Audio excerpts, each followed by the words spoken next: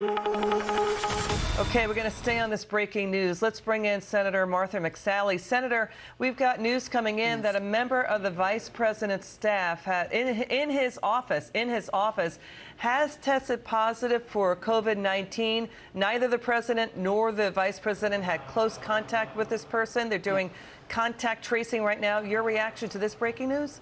Well, it's not surprising. This is a highly contagious virus, and mission essential personnel have needed to continue to come to work to serve Americans.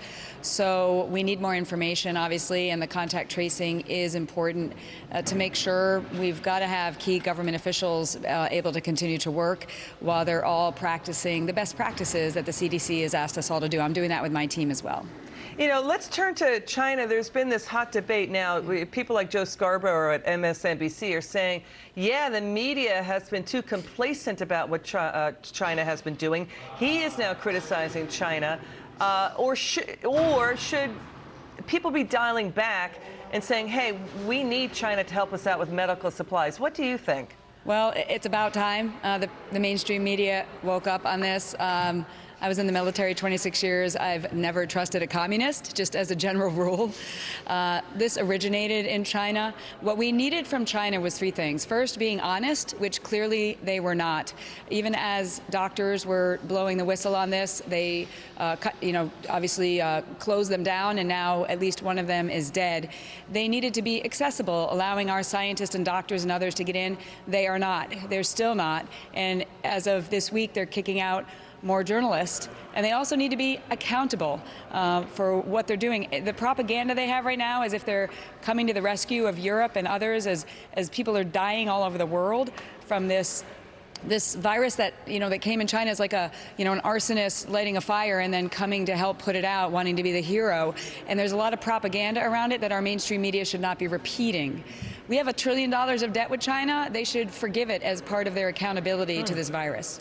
You know, it's interesting what you just said, because again, the issue is with the regime, the communist regime, not the people of China. Right. The people of China are brilliant. They're creative. We need them, actually. It's the brutality of that regime, what they're doing to Muslims there with the torture of detainees, with their gulag-style prison camps. Go ahead. Yes. Yeah, and Hong Kong as well. I mean, their human rights abuses are severe and long-standing. And you're right, the communist regime in China, they are not our friends. They have been on a path for a long time to replace us as the world leader.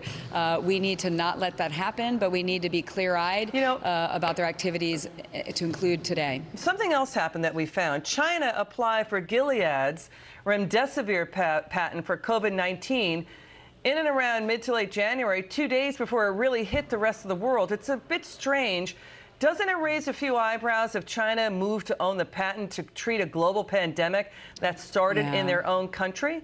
Again, it's not surprising. Had they alerted us last year, alerted the world, allowed the scientists to come in, contained it in a better way, we would have saved so many more lives. And now we are seeing deaths happening all over the world and all over America. So again, it's not surprising that they would take advantage of that as they look out for their own interests and not everybody else. You know, Senator, the other thing we're studying and digging into NIH and Chinese CDC research and other scientific research, after the SARS outbreak in 2003-2004, now we're finding that laboratory research somehow out in Beijing in laboratories, that SARS-CoV research escaped the laboratories, infected people, 5 people died. Now, we have problems here with our research laboratories as well.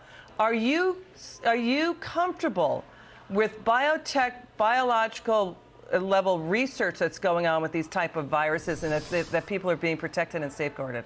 Well, I'm not familiar with that report from China, but I know in America, we have high standards, and we hold our people accountable to those standards to make sure that research can happen and that mistakes don't happen there. So, that's a part of what we do, and we're Americans, so we know how to do this the best. But I certainly wouldn't trust the Chinese, what they say or what they do. And to what we're saying, I mean, the Journal of, we're getting geeky here, Virological Methods.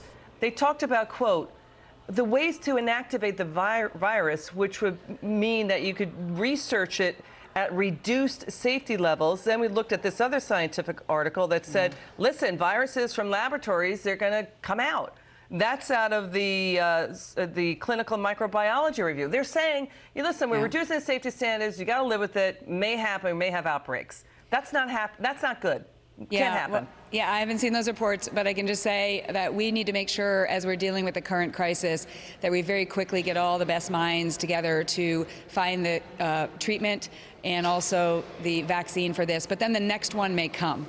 So what are we going to do to learn from this to ensure that we're prepared for the very next virus or other mutation that happens to protect the vulnerable and the elderly? So important research does need to happen. It needs to be safe while it happens, and we cannot be in a place where we're shutting down our economy in the drastic ways that we are from time to time because of a virus like this. Again, it would be helpful to know what patient zero is, what actually happened in China, so that we can save lives right now. And we got a whole lot of debriefing going forward to include bringing our pharmaceutical and other manufacturing home, so we're not relying on China. Senator Martha Mcsally, you served our country.